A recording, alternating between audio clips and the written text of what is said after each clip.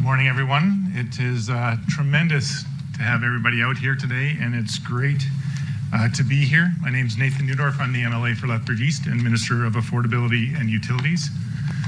While I go around Lethbridge talking to the citizens of Lethbridge and Southern Alberta, one of the primary points of conversation that I always hear about is the need to improve and provide high-quality healthcare where and when people need it. And making it stronger, faster, and easier to access is one of the top priorities. And that's why it's great to be here today for an amazing announcement for the City of Lethbridge, Medicine Hat, and all of Southern Alberta. Joining me today are our Premier Danielle Smith, Minister of Treasury Board and Finance, Nate Horner, Minister of Hospital and Surgical Health Services, Matt Jones, Physician Lead for Cardiac Sciences with Alberta Health Services, South Zone, Dr. Sayeh Zielke, and Parliamentary Secretary for Rural Health South, Justin Wright. Albertans deserve the best healthcare system in Canada, one that is accountable, coordinated, and delivers high-quality care no matter where you live. Today's announcement is part of that work. We are creating a more modern and sustainable system while investing in big, important health services all across our province. And with that, it's my pleasure to welcome Premier Danielle Smith to share today's announcement. Thanks, Minister. And in case you didn't hear at the beginning, just a few technical difficulties. I know some of you have cameras in the room, so if you want to pass on your question, if you're not in the room, to be able to get that asked, or text to Sam Blackett. I think all of the media has his number. But I am so happy to be here today with the Minister of Hospital and Surgical Health Services, Matt Jones, President of Treasury Board and Minister of Finance, Nate Horner, Minister of Affordability and Utilities, and of course MLA for Lethbridge East, Nathan Neudorf, as well as a man of many titles, the Parliamentary Secretary for Rural Health South. He's also Military Liaison Chief, Government Whip, and MLA for Cypress Medicine Hat, Justin Wright, and as well, of course, Dr. Sayeh Zielke, Physician Lead for Cardiac Sciences in the Health Zone, to announce an important milestone in our efforts to expand cardiac and intensive care services in Southern Alberta. A week ago, up in Edmonton, ahead of Budget 2026, Minister Adriana LaGrange and I announced record high funding for Alberta's doctors, funding that will support our amazing physicians and strengthen regional capacity. Our government recognizes that no matter what budgetary pressures we're facing, investing in the health of Albertans is a non-negotiable line item. This has been a top priority for us. The health system we inherited wasn't working for patients or care providers. It was freighted down with unnecessary bureaucracy that prevented care practitioners from doing their jobs. And it was unable to keep up with population growth. It's seen us add nearly 300,000 newcomers in the last 5 years alone. Since we first announced our efforts to refocus healthcare in late 2023, we have been expanding capacity, cutting waste, and sending more resources to the front lines where they matter the most.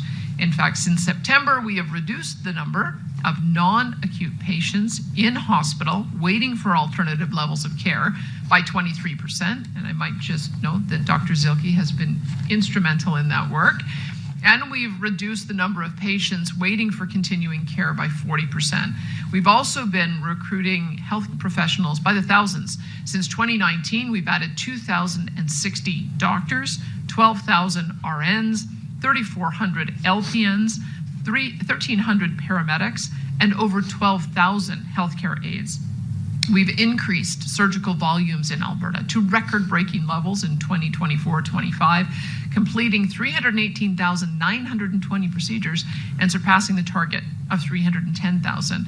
And we expect to set a new record in 2025-26 and are on track to surpass 321,000 total surgeries.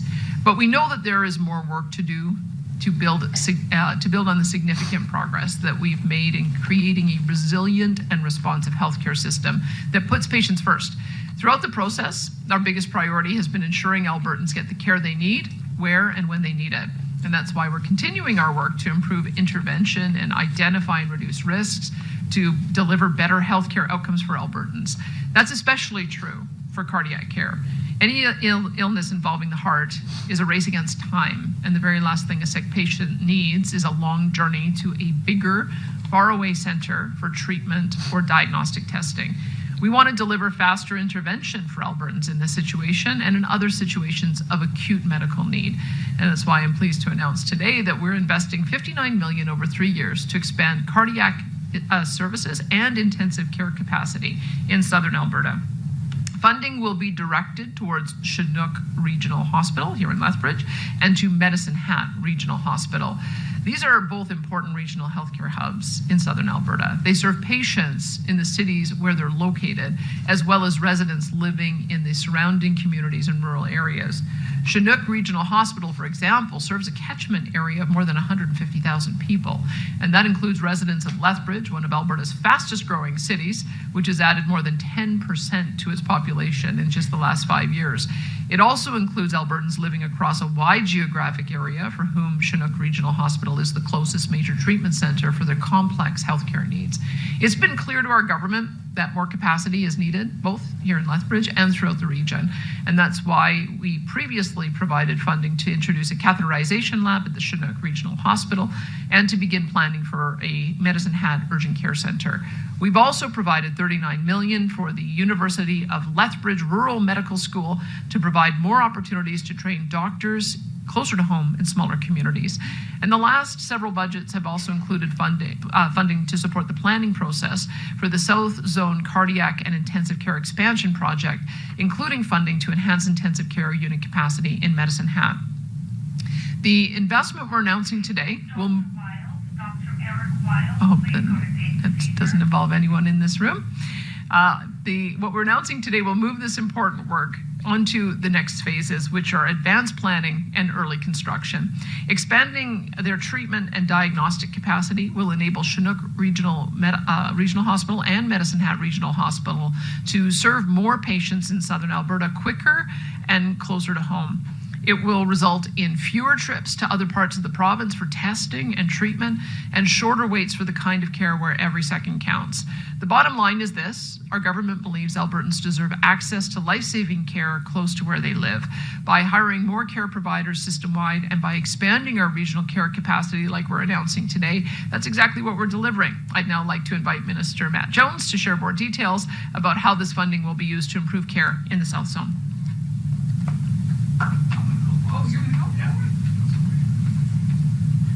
Sorry, Matt. I'm going to go first. Thank you, Premier. And thanks to all the folks here at the Chinook Regional Hospital for having us here today. Communities grow when people have confidence that their essential services will keep pace with change. Across Alberta, communities are expanding and the need for timely, high-quality healthcare continues to rise. Meeting that challenge requires both planning and investing with a purpose.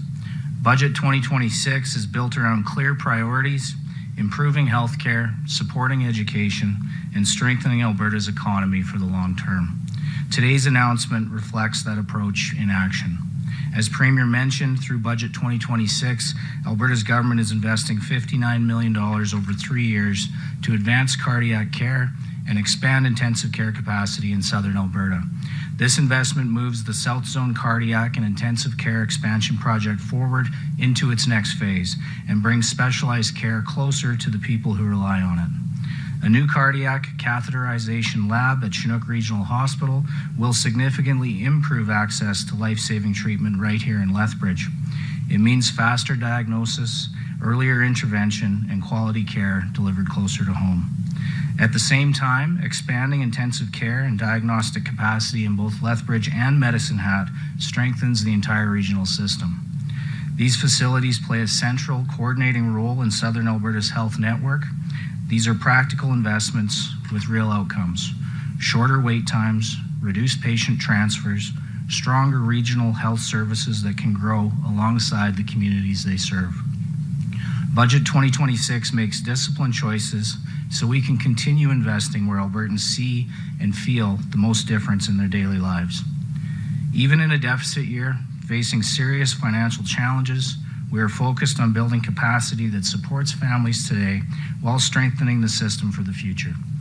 Our responsibility is to build a health system that keeps pace with Alberta's growth and remains sustainable for generations to come. That's what Budget 2026 invests in. And with that, I'll turn the podium over to Minister Jones. Thank you.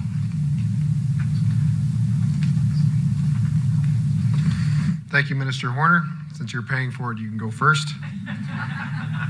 I will keep my remarks brief, but I want to sincerely thank everyone who contributed to making this project a reality. And that includes healthcare professionals, community members, former patients. Your dedication to improving the healthcare system for the people of Lethbridge, Medicine Hat, and Southern Alberta is truly outstanding. Most of all, I want to take my time today to acknowledge the efforts of one special individual, Dr. Zielke. Dr. Zielke began her cardiology practice in Lethbridge in 2013, becoming the first permanent cardiologist in Southern Alberta. She currently serves as AHS's physician lead for cardiac sciences in our South Zone. Her extensive experience and deep understanding of the unique needs of cardiac patients in the region have been invaluable. Her clinical expertise in leadership and advocacy have played a key role in shaping this project, with a clear focus on delivering meaningful, life-saving improvements for care for patients across Southern Alberta. This project brings life-saving specialized critical care and increased capacity to Lethbridge, Medicine Hat, and Southern Alberta. And with that, I'd like to invite Dr. Zielke to speak about the significance of these projects for her patients and the residents of Southern Alberta.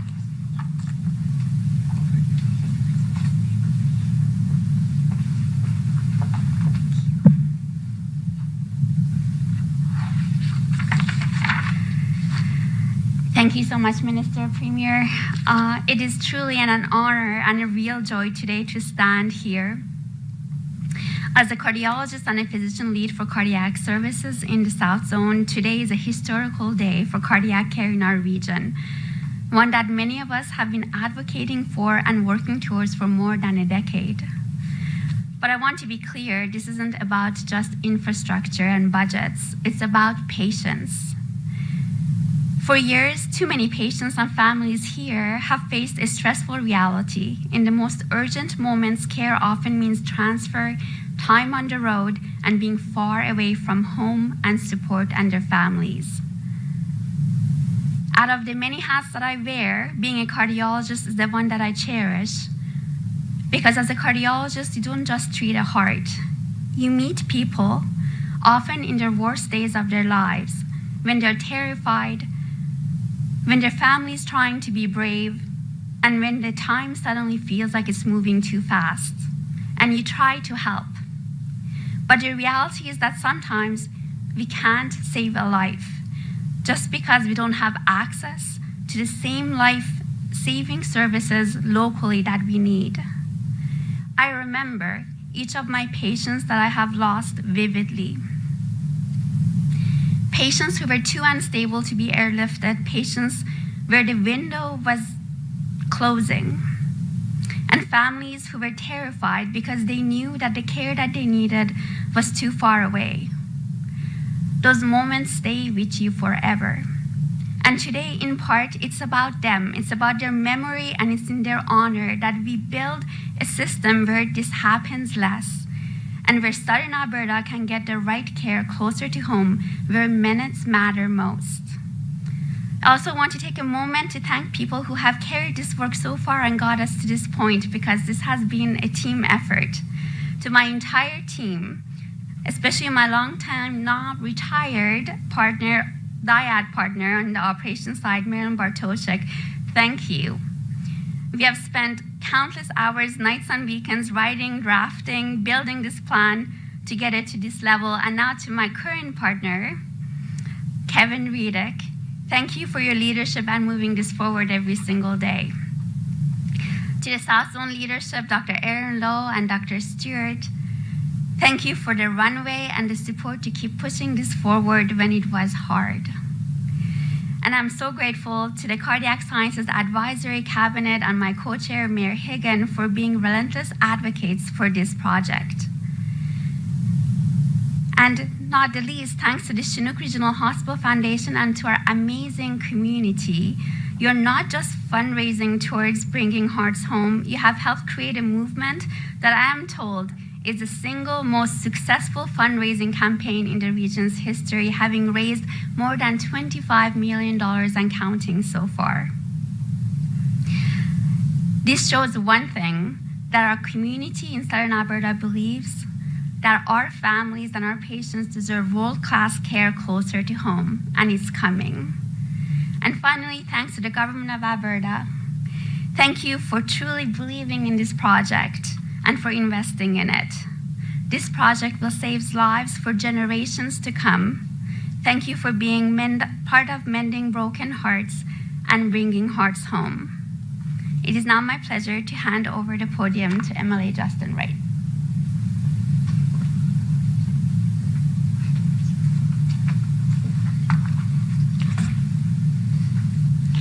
Well, thank you, Dr. Zielke. Lethbridge and Medicine Hat play a vital role in our regional healthcare system. They support rural and remote communities across the Southern Zone. Investing in cardiac and intensive care capacities at these sites strengthen regional infrastructure and help ensure the broader health system remains stable and sustainable. By strengthening cardiac care, intensive care, and diagnostic capacities across Southern Alberta, Budget 2026 will enable more patients and families to receive specialized care close to home. This investment reflects our commitment to building a patient-focused healthcare system right here at home, the right care in the right place at the right time. And with that, I will turn it over to Kyle for the question period. That brings us to the end of the formal portion of our news conference. Now I'll move to the media question and answer. As a reminder to all reporters present or on the phone, please identify yourself, your outlet, and who you're directing the question to. We have time for one question and one follow-up. We'll start in the room here and then go to the reporters online. Yeah. Hi, David Opinko for Lethbridge News Now. I have a question for Dr. Zielke. Sorry to interrupt your water.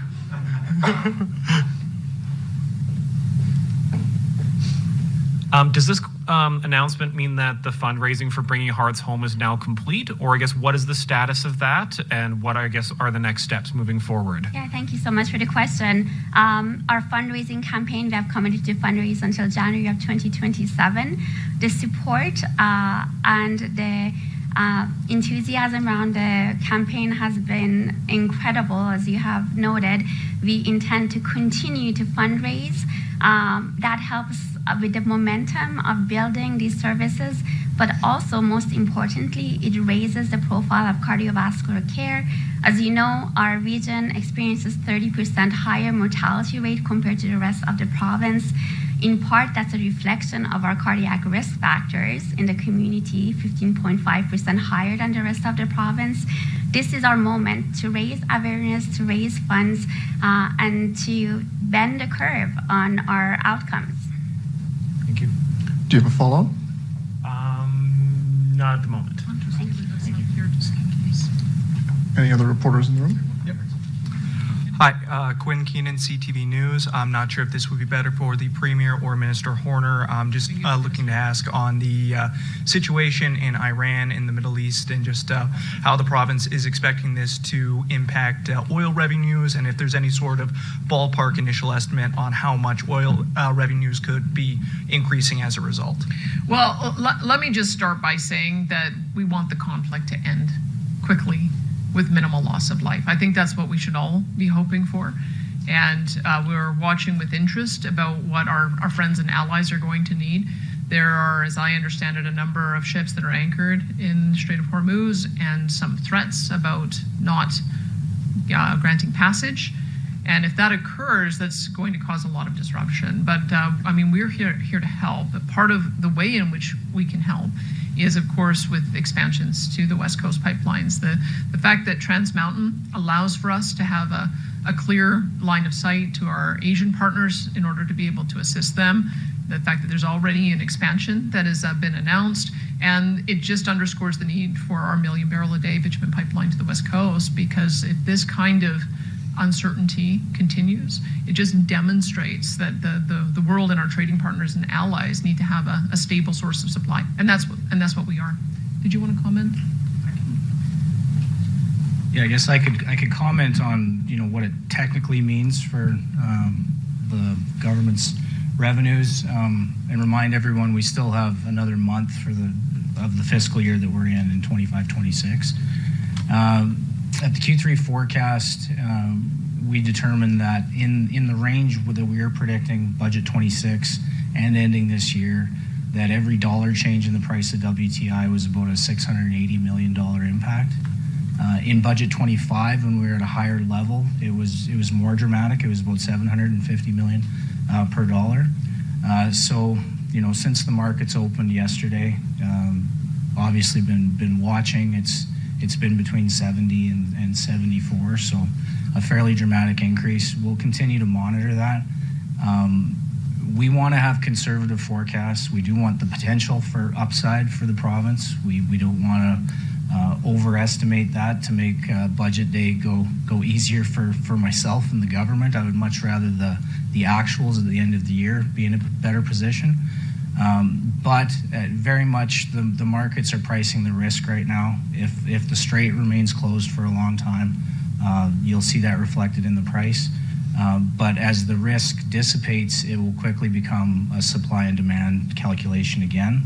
And you know, that's what led us to our forecast in the first place. Do you have a follow-up? Yes, just on that same topic. The recently announced budget, could this impact that in any way? And when could we possibly see any changes with that as a result? The budget's printed. We put that out there. We will make adjustments. So like I said, we'll continue to monitor, and we'll give a more wholesome update in August at our Q1 report for budget 2026.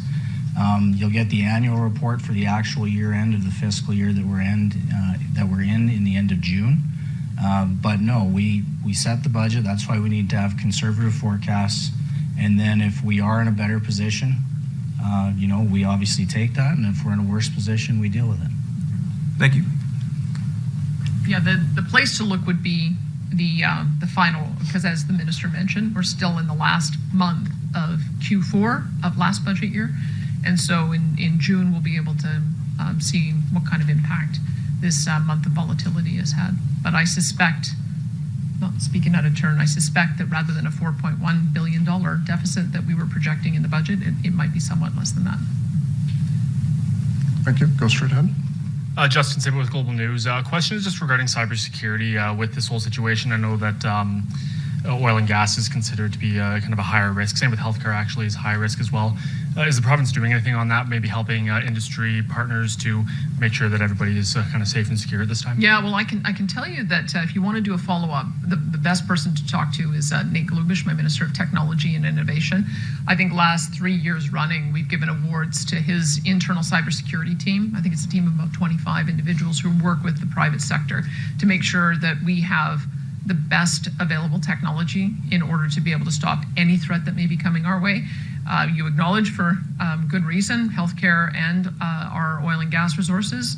There's no question that we would potentially be a target, but I feel really confident at the robust response that we have. But if you want to follow up a little bit more on that to see how much more Minister Glubish can tell you, it's a constant monitoring exercise and has been for several years.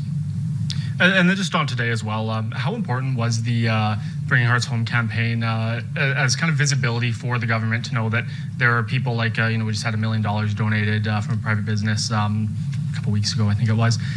So how important is it to see that to maybe make sure that you guys know that, yeah, we absolutely do need this here. The community is absolutely asking for this. Well, I might let either Dr. Zielke or Minister Neudorf respond to that, but I can tell you one of the things that we value so much as a government is all of the work that various hospital foundations do to identify the need in the local community and to begin the process. I can tell you that since Minister Jones has come in, he's signed off on a lot of yeses for the initiatives that have taken place at those foundations. And this, to go to Dr. Zielke's point, our whole strategy from the start has been let's get critical services closer to home so people don't have to travel. And I think the numbers that she shared just are heartbreaking, and we want to be able to see if we can have an impact on that. We know that there has been this push, just go to Calgary or just go to Edmonton. We're sort of pushing it back. Let's saying, what can we keep in the large regional hospitals so that people don't have to go to Calgary all the time for life-saving care? There'll be some things that you can only get in the big hospitals, full service in Calgary and Edmonton. But I think that the campaign and Dr. Zielke have been passionately advocating that this is one that has to be close to home. Did you want to comment, Minister? Thanks, Premier. It's incredibly important for local voices to share the importance of these initiatives. And in general in society and in these hyper politicized conversations, to have something like this that is about patient care and individuals, that is not about politics, having a community make their voices heard by a commitment of their finances, a commitment of their time, makes it a really easy decision for government to support that and make that work.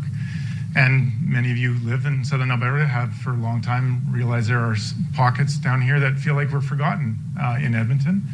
So when the community rises up, it definitely helps local representatives to share that voice and clarify the priorities of the region. So Parliamentary Secretary Wright and myself and our other colleagues in the South being able to have a rallying cry that is community-led just makes it a much easier decision at Treasury Board and Cabinet table to see these kind of projects proceed. Thank you for that. I might just get Dr. Zielke to comment, because for those who are not technical, I think it might be helpful to know what additional services you can do with a catheterization lab here that you wouldn't be able to do before, and what people might still need to go to Calgary for. Thank you, Premier. So our vision has been a holistic wraparound cardiac sciences and cardiology care here in the region. So that means prevention, intervention, and as well as diagnostics and recovery and rehabilitation. Currently, we do not have access to coronary catheterization laboratory. That is where you do diagnostic testing to take a look at the arteries of the heart to see how close they are, or how, and what kind of intervention is needed, as well as measuring the pressures inside of the heart when there are diseases of the valves within the heart. This is also the same technology that is used to open an artery when it's blocked and someone is having a heart attack. So it is very critical, especially in the type of heart attack where you have complete and total closure. Right now, what we do at this center is we administer thrombolytics, so clot-busting medication, and we ship the patients to Calgary to open the arteries as needed. That carries risk, it carries cost. You also have the cost of and the time of our ambulance services being on the road, and it delays care, and it's sometimes not successful. At some points, and there are cases, as I mentioned, the patients are too sick to airlift or to transport, and those are the gut-wrenching cases whereby if that individual was in a bigger center, they would be provided care. But to answer your question about the fundraising, it has been absolutely foundational to advancing cardiac care even now. So for example, the Yule Foundation in Medicine Hat has generously donated $5 million towards this campaign, with $2 million earmarked towards a prevention campaign. We have also had matching donations on the Lethbridge side for the same, which we have taken and have ran with. We have written a plan and a program for what we call Southern Alberta Prevents, to try to bend the curve on our risk factors in our population. That sits with the Primary Care Alberta right now, and we are working with them very closely, and we are so excited. So the money that we have raised as a community is already having an impact. We don't need to wait to stand up all of our programs. It has already begun, and it's going to change the way that we practice, and most importantly, and at the end of the day, what matters the most, the outcome for our patients. Thank you. We'll go to questions received via text. The first one is for Premier, from Lisa Johnson from Canadian Press. Can you expand on Rob's tweet indicating that the government is already starting to work on implementing immigration changes should the referendum give such a mandate? How many FTEs are needed to be hired to perform immigration vetting? Do we have an estimated cost? Well, I can tell you that you'll see a bill coming forward in the spring session that begins the process of providing more support for temporary foreign workers who might have a grievance, because we do hear from time to time that there are individuals who are recruited, and then when they arrive at the job site, the job is not what they expected and the pay that they're getting is not what they expected. And so we want to make sure that anyone who is coming here with a job, that the employer is living up to their commitments, number one, but also make sure that immigration consultants are regulated in a way that we can also ensure that they do not have any practices that are giving misinformation. So that would be the first step that we're taking. We heard that from our Multiculturalism Council, that addressing issues that temporary foreign workers are facing of having that mismatch in promises versus expectations is one way to start. And then there'll be other things that will roll out depending on the result of the referendum. Thank you. Her follow-up was, when can we expect the government to define some of the specific terms of the referendum questions, including what an Alberta-approved immigrant is, what a reasonable fee is, etc.? Well, we certainly will have a public communications campaign as we finalize those questions and ready them for the ballot with Elections Alberta. And so we'll have to maybe get Mickey Amory to follow up with you on what it is that the steps will be for when that gets formally affirmed and announced, but we would have a full public relations campaign so that everybody understands what it is that they're voting on. Thank you. The next question is from Will Vassar from Western Standard. Reports have said that the NHL commissioner was coming to Calgary today to tour the arena site and discuss city's bid to host the 2028 World Cup of Hockey. Has the provincial government committed any funding to the Flames/City of Calgary if they were to be selected as host? I believe we pledged $15 million to assist with the bid. You can double up and check with Minister Boychenko, Andrew Boychenko on that, but it would be exciting. I understand it's a joint bid, and so both Calgary and Edmonton would benefit from it. It'd be 2028, and so it would be right after the new event center is open in Calgary, and it would be, I think, mid-year on Olympics. It's going to be, I think, the second most watched sporting event in the world when it comes to hockey. So we're crossing our fingers and hoping that the NHL Players Association, as well as the owners, make a decision for the Calgary-Edmonton bid. Thank you. Will's follow-up question was, what would be the process that needs to happen before the government would consider adding a provincial sales tax question to the October referendum or any future referendum? Well, I know anyone who proposes a provincial sales tax says, why don't you just put it on a referendum? And I say to them, why don't you start a citizen initiative? If you think your fellow citizens are so keen to have a vote on this issue, we have a process for that. And there's time, because what I've said is that any citizen-initiated petition that gets the requisite number of signatures will also be able to go on the October ballot. So I would say that all of those voices that are asking for it, then maybe they should put their boots where their mouth is and go out and try to get some signatures if they're so intent on it. Thank you, Premier. The next question comes from Emmanuel Prince, Radio Canada. To the Premier, multiple members of the national security community are worried about the threat of foreign interference in Alberta's upcoming referendum in the fall, in particular if separation is added to the ballot. What measures has your government taken to prevent foreign powers from interfering or influencing Alberta's democratic processes? Well, one of the things that we are doing is that we are adding Canadian citizenship to our driver's license along with the healthcare number. So that, as I understand it, is rolling out as soon as May or June. And I hope that Albertans, even when they're mid-cycle on changing their driver's license, will take advantage of the reduced rate that we have to go and get a new driver's license so that we can affirm the Canadian citizenship. And then, as you saw, we are also having a referendum question asking if citizenship should be a requirement of the next provincial election. So even those who might not have been able to update their driver's license, asking Albertans if they think that's a reasonable thing to do. So we take the concerns that have been raised over the years about foreign interference in our elections very seriously, which is why we had already begun the process a couple of years ago to add these additional measures. And if we see any indication that that's going to be the case, that there is going to be interference, then we will take additional measures. Thank you, Premier. His follow-up was, we're now at a point where 14 of the 24 recall petitions targeting UCP MLAs have been tabled. And as far as we know, they've all failed to gather the threshold to force a recall vote. You are yourself facing one of innocent hat. What do these results mean to your government? Was it ever, in your opinion, a credible threat for the members of your caucus? We have these mechanisms so that people have the ability to express their concerns about issues of government policy.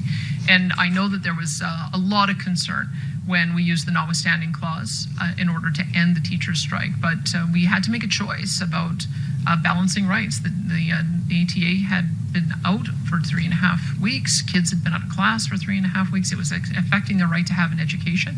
And so we made a choice. And it is the right of citizens to be able to gather and tell us that they disagree with that. And so what I take from the results I've seen so far is that there was initial concern, but I think people are relieved to have kids back in the class. Parents are relieved to have their kids back in class.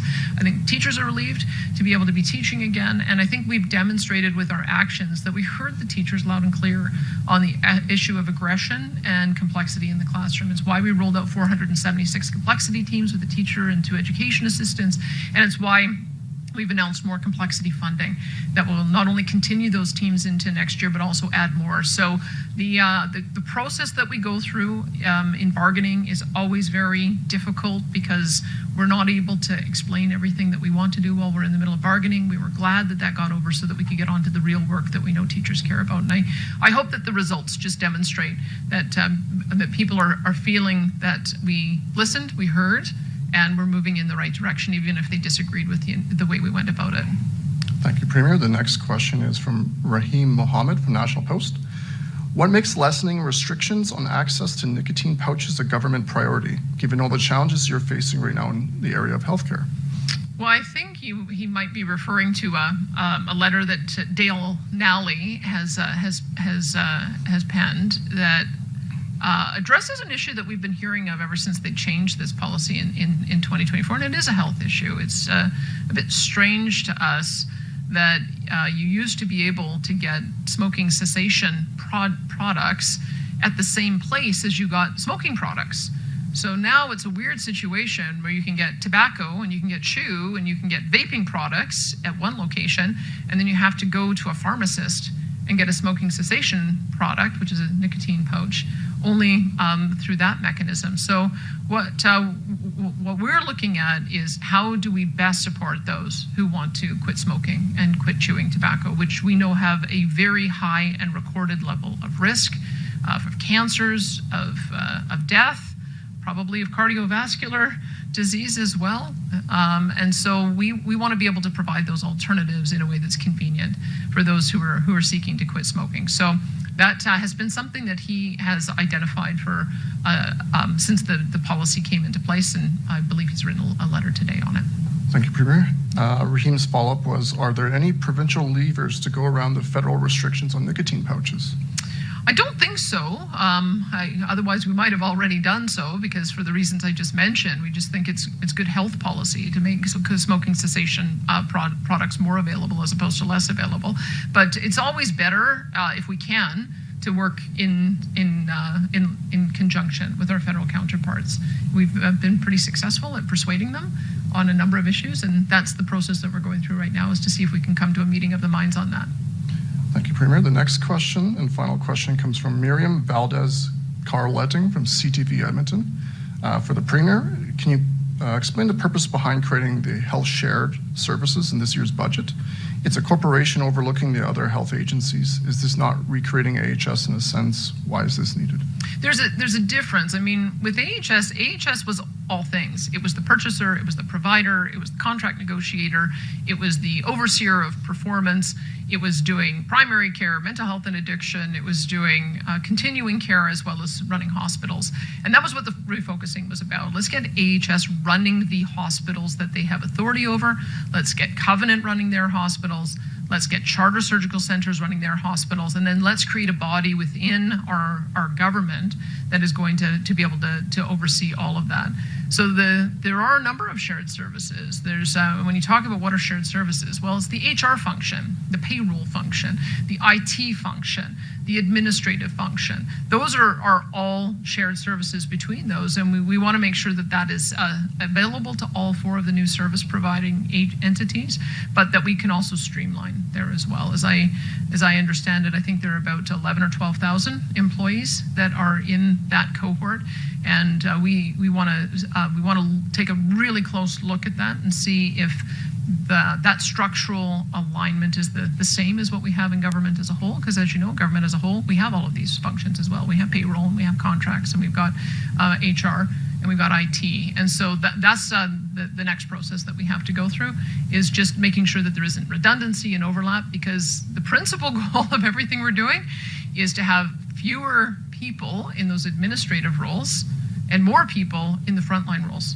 like doing the kind of work that Dr. Zielke is. So that work begins in earnest this year. Did you have anything more to say about that? Yeah, sure. Thank you for the question. The purpose of the refocusing is to put a dedicated focus on the different areas of health. So you look at prevention or primary care, acute care, mental health and addictions, and continuing care. They have a greater focus today than ever before. We don't want to lose the benefits of the supports behind a complex integrated system. That's really what the Health Shared Services Organization is. It's a recognition that we can be efficient by having common resources that all of these entities need in one area, so we don't have to duplicate it across all of these entities. But again, just in my area, I see the benefits of the refocusing in areas like cancer care, where we have a dedicated public health corporation focused on cancer care, and Give Life Alberta. I think you're going to see exciting things over the next few years with the dedicated focus in these areas. Thank you. For the follow-up from Miriam, is for Minister Jones. Can we get an update on the ER doctor triage physician program? This was delayed last month, so some of the issues need to be worked out. When will this happen? Is HSS, Health Shared Services, part of this? Thank you. So the question is referring to the triage liaison physician role, which has been approved at the Royal Alex Hospital and about 5 other hospitals. Currently, the position has not been filled. The ED section of the AMA has requested further increases to compensation and changes to compensation structure, and that will be negotiated alongside the agreement by Primary and Preventative Health Services with the AMA beginning in March. So it's my hope, certainly, we all agree that this is a position that would be beneficial to patients, which is why we immediately got it approved and why we immediately committed up to $20 million for this to be rolled out at 9 sites over the next 2 years. And now we're just at the point where there's a disagreement on compensation, which we are working through in a collaborative spirit with the AMA. Can I just? Yes, you may. Can I just add, we keep getting asked that. I would just suggest you ask the AMA, because as you can see, he's answered it many different ways at the same time, but it comes down to you have 2 partners in bargaining. So I would encourage you, you've heard the minister's answered, I encourage you to ask the AMA. Thank you, Premier. Thank you, everyone, today. That concludes the time we have available. Thanks, if you have any additional questions or follow-up, please don't hesitate to reach out to me.